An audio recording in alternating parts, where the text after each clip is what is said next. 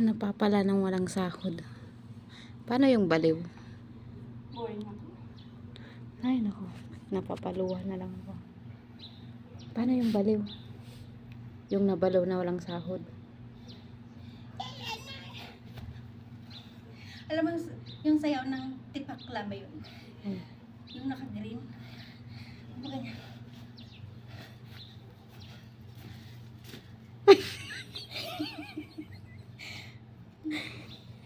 Hindi. Daming trabaho ng katal. Dito wala.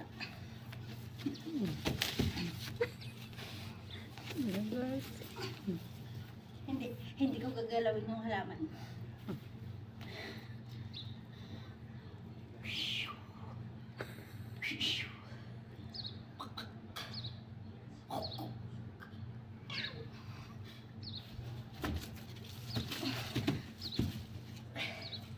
Sige, ayaw ko muna.